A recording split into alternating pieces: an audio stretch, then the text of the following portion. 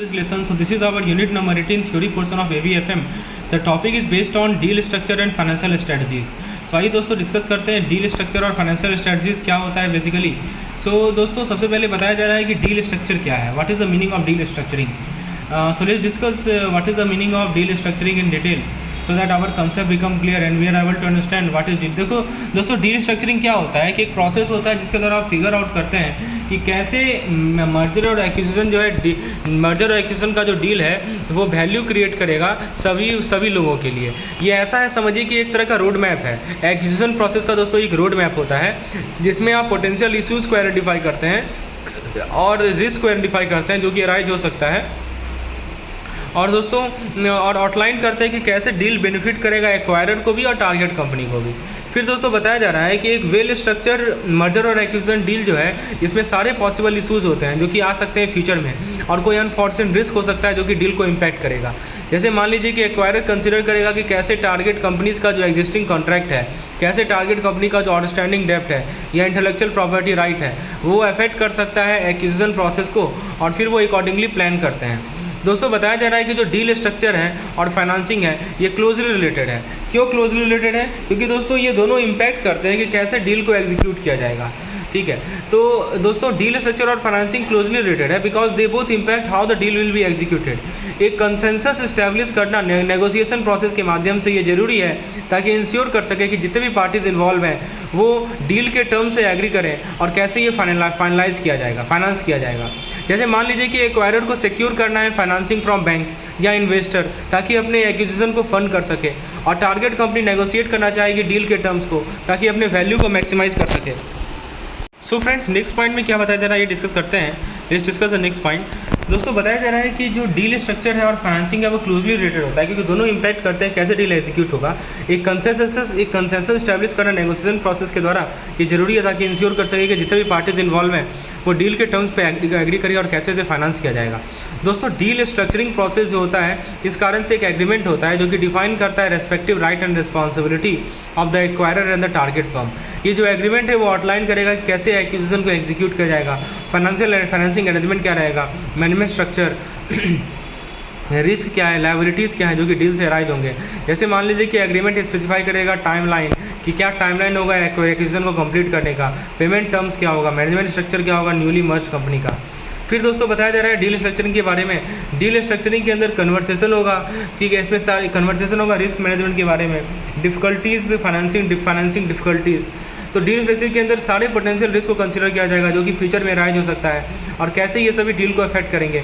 इसके अंदर potential financial difficulties को डिस्कस करना और एसेस करना कि कैसे रिस्क इम्पैक्ट करेंगे एग्रीमेंट के एग्जीक्यूशन को. डील स्ट्रक्चरिंग के अंदर दोस्तों क्रिटिकल एलिमेंट को एड्रेस करना, जैसे कि जिस तरीके से एक्वायरिंग एंटिटी प्लान कर रही है कि वो टारगेट कंपनी को एक्वायर करेगी, पेमेंट का फॉर्म क्या होगा, लीगल स्ट्रक्चर क्या होगा सेलिंग एंटिटीज़ का, कैसे एक एरिया में चेंज कॉन्ट्रैक्ट के एक एरिया में चेंज इम्पैक्ट करेगा दूसरे पार्ट ऑफ एग्रीमेंट को. सो फ्रेंड्स नेक्स्ट पॉइंट को डिस्कस करते हैं. Let's discuss the next point. Next point दोस्तों बताया जा रहा है कि जो डील स्ट्रक्चरिंग के अंदर क्रिटिकल एलिमेंट्स होते हैं मैंने आपको बताया. अब स्पेसिफिक स्ट्रेटजीज़ क्या है दोस्तों? स्पेसिफिक स्ट्रेटजीज़ में क्या है दोस्तों कि सिग्निफिकेंट प्राइस डिस्पैरिटी को ब्रिज करने के लिए स्पेसिफिक स्ट्रेटजी को प्रेजेंट किया जाएगा. तो जैसे मान लीजिए कि वैसे केसेस में जहाँ पे सिग्निफिकेंट डिफरेंस है टारगेट कंपनी के वैल्यूएशन में और प्राइस जितना एक्वायरिंग एंटिटी देना चाह रहे हैं. देखिए टारगेट कंपनी का वैल्यूएशन का जो प्राइस है और जितना प्राइस एक्वायरिंग एंटिटी देना चाह रहे हैं वहाँ पे सिग्निफिकेंट डिफरेंस है, तो स्पेसिफिक स्ट्रेटजीज लाया जाएगा ताकि गैप को ब्रिज कर सकें. ये डील स्ट्रक्चरिंग प्रोसेस के दौरान प्रेजेंट किया जाएगा. दोस्तों फिर बताया जा रहा है कि डील्स के अंदर मनी होंगे जहाँ और जो दोस्तों और जब मनी जो है हैंड्स को चेंज करेंगे तो टैक्स इशू आता है. टैक्स कंसिडरेशन जैसे कि tax implication of the deal on the acquiring and selling entities ये सभी कंसिडर किया जाएगा डील स्ट्रक्चरिंग प्रोसेस में. फिर दोस्तों बताया जा रहा है कि डील स्ट्रक्चरिंग के अंदर क्रिटिकल एलिमेंट्स आते हैं, जैसे जिस तरीके से एक्वायरिंग एंटिटी प्लान कर रही है कि वो टारगेट कंपनी को एक्वायर करेगी, पेमेंट का फॉर्म क्या होगा, लीगल स्ट्रक्चर क्या होगा सेलिंग एंटिटी का. तो दोस्तों पोस्ट क्लोजिंग ऑर्गेनाइजेशन ये भी कंसिडर किया जाता है ताकि आप इंश्योर कर सकें smooth transition of ownership. So friends now let's continue our discussion. Next point में बताया जा रहा है दोस्तों कि डील स्ट्रक्चरिंग के अंदर आपका जब भी दो कंपनी डिसाइड करती है कि हम मर्ज करें या एक्वायर करें तो उनको प्लान करना पड़ेगा कि कैसे स्ट्रक्चर. सो फ्रेंड्स जब भी दो कंपनी डिसाइड करती है मर्ज करना so whenever two company decide to merge it और एक्वायर वन अनदर, तो उन्हें प्लान करना पड़ेगा कि कैसे how to structure the deal in a way that is beneficial to both the parties. इसके अंदर पोटेंशियल रिस्क को डिस्कस करेंगे और कैसे उस रिस्क को मैनेज करें, जैसे रेगुलेटरी या लीगल चैलेंज क्या है जो कि अराइज होगा प्रोसेस के दौरान। उसके अलावा दोस्तों डिफिकल्टीज़ को फाइनेंसिंग करना, कैसे वो इम्पैक्ट करेगा डील को, ये सब भी एड्रेस करना होता है। और दोस्तों मेजर एस्पेक्ट क्या है डील का, so major aspects of the deal दोस्तों, जैसे यहाँ पे बताया जा रहा है टैक्स इशूज़। टैक्स इशूज़ क्या है, जैसे taxable non taxable structure. Taxes एक इंपॉर्टेंट कंसिडरेशन है किसी M&A डील में, और कंपनीज को स्ट्रक्चर करना पड़ेगा डील को इस तरह से ताकि उनका टैक्स लायबिलिटी कम से कम हो। इसके अंदर वो चूज़ करते हैं टैक्सेबल और नॉन टैक्सेबल स्ट्रक्चर के बीच में, या एडवांटेज लेते हैं टैक्स इंसेंटिव का या क्रेडिट का जो कि उन्हें अवेलेबल होगा। इसके अलावा दोस्तों जो नया लेजिस्लेशन है जो कि जैसे कोई कंपनी डिसाइड करती है किसी M&A डील को परस्यू करे और उसने आइडेंटिफाई कर लिया एक पोटेंशियल टारगेट को, नेगोशिएशन स्टार्ट हो जाता है। ये नेगोशिएशन के अंदर दोस्तों डिस्कशन होता है डील के टर्म्स के अराउंड, परचेज प्राइस क्या होगा, फाइनेंसिंग क्या होगा, या दूसरा की डिटेल क्या है। इससे पहले कि नेगोशिएशन हो तो कंपनीज को परफॉर्म करना पड़ता है इनिशियल फाइनेंशियल एनालिसिस, ताकि इंश्योर करे कि डील फिजिबल हो और दोस्तों दोनों पार्टीज़ के लिए वैल्यू जनरेट करे। दोस्तों जो फाइनल आउटकम होता है किसी डील स्ट्रक्चरिंग प्रोसेस का, वो फॉर्मल एग्रीमेंट होता है एक्वायर्ड के बीच में और टारगेट कंपनी के बीच में, जो कि आउटलाइन करते हैं उनके रिस्पेक्टिव राइट को और ऑब्लिगेशन को। ये एग्रीमेंट कवर करेगा की डिटेल्स, जैसे डील का डिटेल क्या है, परचेज प्राइस क्या होगा, फाइनेंसिंग एंड अदर टर्म्स, और दोस्तों ये लीगली बाइंडिंग होगा। नेक्स्ट पॉइंट में बताया जा रहा है दोस्तों कि जब भी दो कंपनी डिसाइड करती है मर्ज करना या दूसरे को एक्वायर करना, जब भी दो कंपनी डिसाइड करती है मर्ज करना या एक्वायर करना, सो इन दिस केस उनको एक प्रोसेस से जाना पड़ता है, नेगोशिएशन के प्रोसेस से, negotiating the term of the deal. इसे कहा जाता है डील रीस्ट्रक्चरिंग प्रोसेस। इसके अंदर दोस्तों डिस्कस किया जाता है डील के बहुत सारे एस्पेक्ट को, जैसे कैसे मर्जर या एक्विजिशन होगा, कैसे कंपनी ऑर्गेनाइज होगी डील के बाद, कितना कंपनी पे करेगी दूसरे को, और दूसरे इंपॉर्टेंट डिटेल्स। दोस्तों बताया जा रहा है कि पेमेंट या लीगल कंसिडरेशन में कि एक्विजिशन व्हीकल क्या होता है। एक्विजिशन व्हीकल एक एंटिटी होती है जो कि एक्वायरिंग कंपनी यूज करती है ताकि टारगेट कंपनी को एक्वायर कर सके। जो हमारा पोस्ट क्लोजिंग ऑर्गेनाइजेशन होता है वो ऑर्गेनाइजेशन होता है जो कि दो कंपनी के पास होगा after the deal is complete. तो दोस्तों इन सभी चीज़ में जब डिसाइड किया जाएगा तो कंपनी को बहुत सारे फैक्टर को कंसीडर करना पड़ेगा, जैसे कॉस्ट क्या है, ऑर्गेनाइजेशन की फॉर्मेलिटी क्या है, ऑनरशिप ट्रांसफर का ईज कितना आसानी से ऑनरशिप ट्रांसफर हो जाएगा, फिर दोस्तों ऑर्गेनाइजेशन का कंटिन्यूस एग्जिस्टेंस है या नहीं है, मैनेजमेंट कंट्रोल क्या है, फाइनेंशियल सपोर्ट क्या है, ठीक है, इन सभी चीज़ को कंसीडर करना पड़ेगा। Assimilation into the system, earning distribution, individual responsibility. तो दोस्तों बताया जा रहा है नेक्स्ट पॉइंट में कि कॉस्ट और फॉर्मेलिटी किसी ऑर्गेनाइजेशन का, इसका मतलब ये होता है कि कितना खर्चा लगेगा एक्विजिशन व्हीकल को सेटअप करने का या पोस्ट क्लोजिंग ऑर्गेनाइजेशन को सेटअप करने का, और कितना फॉर्मल ये होगा। ईज ऑफ ऑनरशिप ट्रांसफर का मतलब ये होता है कि कितना आसान होगा आप ऑनरशिप ट्रांसफर कर दें एक कंपनी से दूसरे कंपनी। कंटिन्यूस एग्जिस्टेंस ऑफ ऑर्गेनाइजेशन का मतलब होता है कि जो ऑर्गेनाइजेशन जो है वो एग्जिस्ट करेगा कि नहीं करेगा डील कंप्लीशन के बाद। मैनेजमेंट कंट्रोल का मतलब कि नए ऑर्गेनाइजेशन का इंचार्ज कौन होगा। एसिमुलेशन इनटू द सिस्टम का मतलब कि कैसे ऑर्गेनाइजेशन फिट करेंगे एक्वायरिंग कंपनीज के एग्जिस्टिंग स्ट्रक्चर में। अर्निंग डिस्ट्रीब्यूशन का मतलब होता है दोस्तों कि कैसे प्रॉफिट को डिस्ट्रीब्यूट किया जाएगा दो कंपनीज के बीच में। इंडिविजुअल रिस्पॉन्सिबिलिटी का मतलब कि कौन अकाउंटेबल होगा नई ऑर्गेनाइजेशन के सक्सेस और फेलियर के लिए। और टैक्सेशन का मतलब ये होता है दोस्तों कि कैसे ऑर्गेनाइजेशन को टैक्स दिया जाएगा। फिर बताया जा रहा है आपको कि जो हमारा selection of appropriate legal entity, इसका मतलब ये हुआ कि आप एक तरह के आप कंपनी को चूज कीजिए जिसको यूज किया जाएगा एक्विजिशन के लिए। ये इंपॉर्टेंट है कि आप राइट लीगल एंटिटी को चूज करें। क्यों? क्योंकि दोस्तों इससे आपका रिस्क कम होगा, फाइनेंसिंग ऑप्शन बढ़ेगा और कॉस्ट ऑफ एक्विजिशन कम होगा। जैसे मान लीजिए कि यदि एक्वायरर एक लिमिटेड लायबिलिटी कंपनी यानी LLC को चूज करता है तो पर्सनली लायबल नहीं होंगे एक्वायर्ड कंपनी के डेप्ट के रिगार्डिंग। दोस्तों फिर बताया जा रहा है नेक्स्ट पॉइंट में कि एक्विजिशन व्हीकल एक कॉर्पोरेट स्ट्रक्चर होता है जिसको यूज़ किया जाता है एक्विजिशन के लिए। तो मोस्ट कॉमनली यूज स्ट्रक्चर जो है एक्विजिशन व्हीकल का, ठीक है, most commonly use structure is the acquisition vehicle. क्यों? क्योंकि दोस्तों इसका बेनिफिट है जैसे limited liability, flexible financing, continuity of ownership, transaction flexibility. जैसे मान लीजिए कि एक्वायरर चूज करता है कैसे एक्विजिशन व्हीकल को, तो उसके पास लिमिटेड लायबिलिटी है। इसका मतलब ये हुआ कि वो पर्सनली रिस्पॉन्सिबल नहीं होगा एक्वायर्ड कंपनी के डेप्ट के लिए। दोस्तों ESOP क्या होता है? Employ stock ownership plan.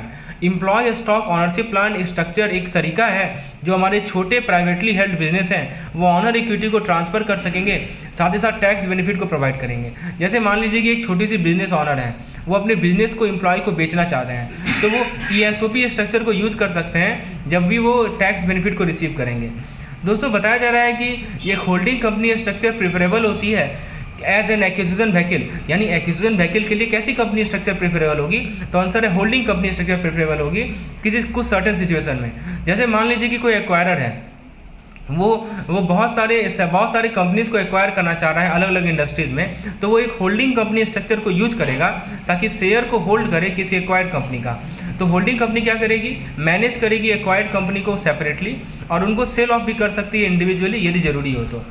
फिर दोस्तों क्या बताया जा रहा है नेक्स्ट पॉइंट में? फाइनेंशियल बायर के बारे में। दोस्तों फाइनेंशियल बायर जो कि इंटरेस्टेड है प्रॉफिट कमाने में, अर्निंग प्रॉफिट, वो प्रीफर कर सकता है एक होल्डिंग कंपनी स्ट्रक्चर को, क्योंकि ये उसे अलाउ करेगा कि वो टारगेट कंपनी में इन्वेस्ट कर सके बिना इसके ऑपरेशन की रिस्पॉन्सिबिलिटी लिए हुए।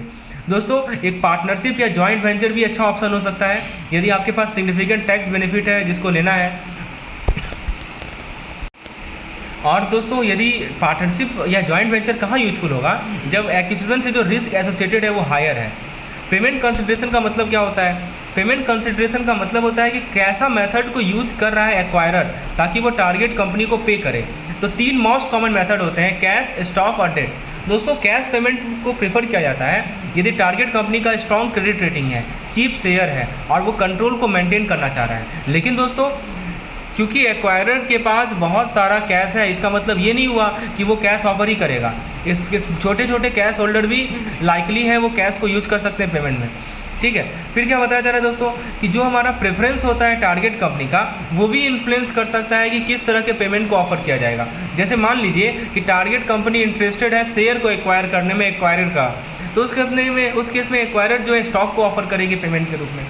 फिर क्या बताया जा रहा है दोस्तों कि कैश को यूज किया जा सकता है यदि टारगेट कंपनी के पास हाई बोरोइंग कैपेसिटी है, अच्छा क्रेडिट रेटिंग है, चीप शेयर है और वो डिज़ायर करती है कि कंट्रोल। इमेजिन कीजिए एक ऐसी कंपनी जो कि एक्वायर करनी चाह रही है दूसरी कंपनी को जिसका सस्ता शेयर है, अच्छा क्रेडिट रेटिंग है, स्ट्रॉन्ग फाइनेंशियल पोजीशन है, तो ये अलाउ करेगा इसको कि वो मनी बोरो करे यदि रिक्वायरमेंट हो। यदि टारगेट कंपनी कंट्रोल को मेंटेन करना चाह रही है अपने बिजनेस पे, अपने मैनेजमेंट में, तो एक्वायरर जो है ऑफर करेंगे कि वो कैश में पे करें इंस्टेड ऑफ द स्टॉक और डेट फाइनेंसिंग। दोस्तों यदि एक्वायरर के पास कैश नहीं है ताकि अपने एक्विजिशन को फंड कर सके, तो वो पैसा बोरो कर सकता है और उसे वो पे कर सकता है, उसे यूज कर सकता है बोरोड पैसा को कि वो टारगेट कंपनी को पे करे। इसे कहा जाता है लीवरेज बाय आउट, मैंने आपको पहले ही बताया है। फिर दोस्तों क्या बताया जा रहा है, यदि एक्वायरर जो है ऑलरेडी हैवली इंडेटेड है, मतलब उसने पहले से ही बहुत सारा कर्ज ले रखा है, तो ऑब्वियस सी बात है ये डिफिकल्ट होगा उसको पैसा बोरो करना ताकि वो अपने एक्विजिशन को फाइनेंस कर सके। तो ऐसे केस में वो एक मिक्स्ड पेमेंट ऑफर भी कर सकता है जिसके अंदर कैश, स्टॉक, डेब्ट इन सभी का कॉम्बिनेशन होगा। फिर क्या बताया जा रहा है दोस्तों कि यदि एक्वायरर का शेयर अंडर वैल्यूड है तो वो उसको पेमेंट के रूप में यूज नहीं कर सकता एक्विजिशन के लिए। ऐसा इसलिए कि वो यदि अंडर वैल्यूड शेयर को यूज करेगा टारगेट कंपनी को पे करने के लिए, तो क्या होगा दोस्तों, उसका जो एग्जिस्टिंग शेयर होल्डर होल्डिंग है उसका वैल्यू डाइल्यूट हो जाएगा, जिस कारण से उसका स्टॉक प्राइस घट जाएगा। फिर क्या बताया जा रहा है, यदि एक्वायरर जो है कंसर्न्ड है कि उसका बिजनेस पे कंट्रोल लूज हो जाएगा, तो वो चूज कर सकता है कि वो टारगेट कंपनी को पे करे कैश से instead of using issuing share. ऐसा इसलिए कि यदि एक्वायरर नया शेयर इशू करेगा तो क्या होगा कि उसका ऑनरशिप का परसेंटेज डाइल्यूट हो जाएगा जो कि हेल्ड किया जा रहा है एग्जिस्टिंग शेयर होल्डर के द्वारा, जिससे क्या होगा, ज़्यादा कंट्रोल मिल जाएगा नए शेयर होल्डर को जो कि एक्वायर करेंगे शेयर को as a part of acquisition deal. तो कहने का मतलब यदि एक्वायरर कंसर्न है कि कहीं उसका ऑनरशिप में चला जाए तो वो कैश मेथड को प्रीफर करेगा। फिर क्या बताया जा रहा है दोस्तों कि जो हमारा नॉन कैश पेमेंट होता है जैसे स्टॉक, ये प्रीफर किया जाएगा यदि टारगेट कंपनी ओवर वैल्यूड है। मतलब ये हुआ कि यदि टारगेट कंपनी का एसेट का वैल्यू करंट मार्केट वैल्यू से ज़्यादा है, इसका मतलब ओवर वैल्यूड है वो, तो उस केस में नॉन कैश पेमेंट को प्रीफर किया जाएगा। ऐसे केस में एक्वायरर जो है कैश को पेमेंट ना करेगा इन्फ्लेटेड एसेट के लिए और इंस्टेड वो स्टॉक को यूज करेगा क्योंकि पोटेंशियली बेटर रिटर्न प्रोवाइड करेगा फ्यूचर में। दोस्तों स्टॉक को यूज करना प्रिंसिपल फॉर्म ऑफ पेमेंट में इंस्टेड ऑफ कैश, ये स्टॉक को यूज करने से क्या होगा आपका कि जो टोटल अमाउंट ऑफ डेब्ट है, जितना कर्ज चाहिए एक्विजिशन को कंप्लीट करने के लिए, वो कम हो जाएगा। ऐसा इसलिए कि जब आप स्टॉक को यूज करेंगे तो एक्वायरर जब एक्वायरर स्टॉक को यूज करेगा तो वो कर क्या रहा है, वो नया शेयर इशू कर रहा है जिससे वो क्या कर सकता है, एक्विजिशन को पेमेंट कर सकता है, जिसके कारण से क्या होगा, एक्वायरर जो है एडिशनल डेब्ट नहीं ले पाएगा अपने ट्रांजेक्शन को फंड करने के लिए। दोस्तों ऐसी कंपनीज जिसके पास हायर लेवरेज है देन डिज़ायर लेवरेज, वो प्रीफर करेगी नॉन कैश पेमेंट को यूज करे, जैसे कि स्टॉक को यूज करे या अदर फॉर्म ऑफ इक्विटी को यूज करे। यानी दोस्तों जिस कंपनी के पास हायर लीवरेज है ऐसा इसलिए होता है दोस्तों, मतलब हायर लिवरेज वाली कंपनी जो है नॉन कैश पेमेंट मेथड को यूज करती है। ऐसा इसलिए क्योंकि ज़्यादा से ज़्यादा कर्ज लें अपने एक्विजिशन को फंड करने के लिए, ये नेगेटिवली इम्पैक्ट करेगा एक्वायरर के क्रेडिट रेटिंग को और फाइनेंशियल स्टेबिलिटी को। तो इसीलिए दोस्तों नॉन कैश पेमेंट मेथड को यूज करके एक्वायरर जो है एडिशनल डेब्ट को न लेगा और वो अपने फाइनेंशियल पोजीशन को हार्म करने से बचा सकता है। फिर क्या बताया जा रहा है नेक्स्ट पॉइंट में दोस्तों, जैसे मान लीजिए एक टारगेट कंपनी है, टारगेट कंपनी के पास इंटेंजिबल एसेट है, जैसे मान लीजिए पेटेंट हो गया, ट्रेडमार्क हो गया, कॉपीराइट हो गया, गुडविल हो गया, जिसको प्राइस टैग डालना डिफिकल्ट है। आप ये बताइए कि क्या आप कॉपीराइट पे प्राइस टैग डाल सकते हैं? नहीं डाल सकते। तो मान लीजिए कि टारगेट कंपनी के पास कुछ इंटेंजिबल एसेट है जिस पे प्राइस टैग डालना डिफिकल्ट है, तो वो क्या कर सकता है? ये भी हेल्पफुल होता है जब भी टारगेट कंपनी एक नया इंट्रेंट हो, जिसके पास कोई अर्निंग हिस्ट्री ना हो, या इसके पास हाई R&D एक्सपेंडिचर हो जो कि जनरेट करेगा फ्यूचर प्रॉफिट को।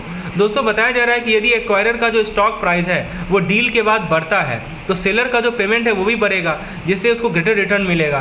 फिर क्या बताया जा रहा है दोस्तों कि एक ट्रांजैक्शन टैक्सेबल होता है शेयर होल्डर का। जैसे मान लीजिए कि यदि शेयर होल्डर जो टारगेट कंपनी का जो शेयर होल्डर है उसको 50% ऑफ द कंसिडरेशन से ज़्यादा डेब्ट में मिला या कैश में मिला, तो उसके पास उसे टैक्स पे करना पड़ेगा जो भी गेन उसे हो रहा है। फिर क्या बताया जा रहा है दोस्तों, डायरेक्ट स्टैट्यूटरी कैश मर्जर के केस में एक्वायरर कैश पे करेगा outstanding share of the target company के लिए, और डायरेक्ट स्टैट्यूटरी स्टॉक मर्जर के केस में एक्वायरर नया शेयर इशू करेगा अपने स्टॉक का किस शेयर होल्डर को? टारगेट कंपनी के शेयर होल्डर को। दोस्तों एक होता है हमारा ट्रायंगुलर मर्जर। ट्रायंगुलर मर्जर में क्या होता है कि जो हमारी एक्वायरर होते हैं वो एक नया सब्सिडरी बनाते हैं जिसको यूज किया जाता है टारगेट कंपनी को एक्वायर करने के लिए। टारगेट कंपनी को मर्ज किया जाएगा सब्सिडरी के साथ और सब्सिडरी एग्जिस्ट करेगी as a separate entity under the control of the acquirer. इससे क्या होता है दोस्तों, एक्वायरर जो है ज़्यादा से ज़्यादा टारगेट कंपनी के लायबिलिटी को ना ले पाएंगे और जो कि उस सब्सिडरी के पास रहेगा। फिर दोस्तों क्या बताया जा रहा है, हम लोग ट्रायंगुलर मर्जर के बारे में और बात करते हैं। दोस्तों बताया जा रहा है जिस तरीके से एक मर्जर या एक्विजिशन को स्ट्रक्चर किया जाएगा वो टैक्स इम्प्लीकेशन को अफेक्ट कर सकता है एक्वायरिंग कंपनी के लिए भी और टारगेट कंपनी के लिए भी। कैश परचेजेज और रिवर्स ट्रायंगुलर मर्जर इसको ट्रीट किया जाता है जैसे मान लीजिए एक्वायरर ने टारगेट कंपनी के स्टॉक को परचेज किया कैश के माध्यम से, ठीक है, टारगेट कंपनी के स्टॉक को एक्वायरर ने परचेज किया कैश के माध्यम से। और दोस्तों एक्वायरिंग कंपनी जो है टैक्स से सब्जेक्ट होगी किसी भी गेन पे। जो हमारा डायरेक्ट कैश मर्जर होगा और फॉरवर्ड ट्रायंगुलर मर्जर होगा, ये क्या होता है, ये इसको ट्रीट ऐसे किया जाता है कि जैसे एक्वायरिंग कंपनी जो है टारगेट कंपनी के एसेट को परचेज कर रही है जिसके कारण अलग टैक्स इम्प्लीकेशन आ रहा है। तो दोस्तों इस स्लाइड में मैंने आपको क्या बताया कि कैश परचेज और रिवर्स ट्रायंगुलर मर्जर एक तरफ और direct cash merger and forward triangular merger एक तरफ, दोनों में क्या डिफरेंस है। फिर क्या बताया जा रहा है दोस्तों, जब भी किसी कंपनी को एक्वायर किया जाएगा कैश परचेज के माध्यम से, मान लीजिए कि आपने किसी कंपनी के एसेट को कैश परचेज से खरीदा, तो टारगेट कंपनी का जो टैक्स कॉस्ट होगा या जो बेसिस होगा उन सभी एसेट में वो बढ़ जाएगा to their fair market value. इसका दोस्तों टैक्स इम्प्लीकेशन होगा टारगेट कंपनी के लिए क्योंकि वो क्लेम कर पाएगी greater depreciation reduction in future. फिर दोस्तों बताया जा रहा है जब भी किसी कंपनी को एक्वायर किया जाएगा तो टारगेट कंपनी के जो शेयर होल्डर हैं उनको डबल टैक्सेशन से सब्जेक्टेड होंगे। ये तब हो सकता है यदि टारगेट कंपनी का जो एसेट है वो एप्रिसिएट हुआ है, जो एप्रिसिएटेड एसेट है उसे बेचा गया है as a part of acquisition, जो कि ट्रिगर करेगा कैपिटल गेन टैक्स। तो फिर दोस्तों यदि टारगेट कंपनी अपने प्रोसीड को डिस्ट्रीब्यूट कर देती है, जो भी सेल से प्रोसीड हुआ टारगेट कंपनी को उसको अपने शेयर होल्डर में डिस्ट्रीब्यूट कर देती है, तो वो जो डिस्ट्रीब्यूशन होगा ना वो भी टैक्स से सब्जेक्टेड होगा डिविडेंड के रूप में, लाभांश के रूप में। इस कारण से दोस्तों एक ही गेन के लिए दो बार टैक्सेशन हो रहा है, पहले तो कॉर्पोरेट लेवल पे हो रहा है और दूसरा इंडिविजुअल लेवल पे हो रहा है, तो इसीलिए कहा जाता है इसे डबल टैक्सेशन। तो जब भी किसी कंपनी को एक्वायर किया जाता है तो टारगेट कंपनी के जो शेयर होल्डर है उन्हें डबल टैक्सेशन से फेस करना पड़ता है, एक कॉर्पोरेट लेवल पे और एक दूसरा इंडिविजुअल लेवल पे। फिर दोस्तों क्या बताया जा रहा है, यदि कोई कंपनी ज़्यादा खर्च करती है, ज़्यादा पैसा खर्च करती है अपने बिजनेस पे, जितना वो कमा नहीं रही है उससे ज़्यादा यदि खर्च करेगी तो वो टैक्स डिडक्शन क्लेम कर सकती है उस लॉस के लिए। ऐसा तब होता है यदि कंपनी का खर्चा ज़्यादा है, जैसे मान लीजिए कि उसका रिसर्च और डेवलपमेंट कॉस्ट ज़्यादा है, या मान लीजिए कि इसने बहुत पैसा लूज कर दिया, तो उस केस में दोस्तों उस लॉस पे वो टैक्स डिडक्शन क्लेम कर सकती है। अब दोस्तों बताया जा रहा है एनुअल के बारे में। एनुअल क्या होता है, नेट ऑपरेटिंग लॉस। मान लीजिए कोई कंपनी है उसके पास नेट ऑपरेटिंग लॉस है, तो वो उस लॉस को यूज कर सकती है अपने टैक्सेबल इनकम को घटाने के लिए फ्यूचर ईयर में। जैसे मान लीजिए एक कंपनी है जिसका $1 लाख का ऑपरेटिंग लॉस हुआ है इस साल और वो प्रॉफिट कमा रही है दोस्तों $1,00,000 अगले साल। इस साल कितना का लॉस हुआ? $1,00,000 का। अगले साल कितना का प्रॉफिट हुआ? $1,00,000 का। ठीक है, तो दोस्तों क्या करेगी वो, इस लॉस को वो यूज़ करेगी अपने टैक्सेबल इनकम को जीरो करने के लिए। ठीक है, और कोई टैक्स ही नहीं पे करेगी। इसके अलावा यदि कंपनी के पास कोई टैक्सेबल इनकम है पिछले 2 साल में और दोस्तों एक नेट ऑपरेटिंग लॉस है इस साल में, तो रिक्वेस्ट कर सकती है जो भी टैक्स उसने पे किया है उन पिछले 2 साल में उसको रिफंड के लिए। कहने का मतलब कि यदि लॉस हो रहा है किसी कंपनी को तो जो भी टैक्स उसने पे किया है उसे रिफंड करवा सकती है, टैक्स क्लेम कर सकती है। फिर क्या बताया जा रहा है, यदि कोई कंपनी दूसरे कंपनी को एक्वायर करती है और जो एक्वायर्ड कंपनी का जो एसेट का वैल्यू है वो टैक्स पर्पस के लिए बढ़ जाता है, तो एक्वायर्ड कंपनी के नेट ऑपरेटिंग लॉस को यूज़ करती है अपने ऑन टैक्स को रिड्यूस करने के लिए। दोस्तों यदि कोई एसेट राइट अप नहीं है किसी एक्विजिशन में, तो एक्वायरिंग कंपनी जो है एक्वायर्ड कंपनी के नेट ऑपरेटिंग लॉस को यूज़ कर सकती है अपने टैक्स के लिए फ्यूचर ईयर में, subject to certain limits which is set by the IRS। दोस्तों बताया जा रहा है कि भारत में यदि किसी कंपनी का नेट ऑपरेटिंग लॉस होगा तो वो उस लॉस को यूज़ कर सकती है अपने टैक्सेबल इनकम को कम करने के लिए फ्यूचर ईयर में up to 8 year instead of the 20 year, जो कि कुछ कंट्री में लॉ किया जाता है। मतलब यूनाइटेड स्टेट में 20 साल लॉ किया जाता है और भारत में 8 साल है। तो दोस्तों ये था हमारा part 1 lecture. So if you want such type of lecture for the next portion you can WhatsApp me on number shown on the screen. This will be paid lecture. I have explained each and every concept in the simplest manner possible using example so that your concept become clear. If you want such type of lecture, kindly WhatsApp me on number shown on the screen.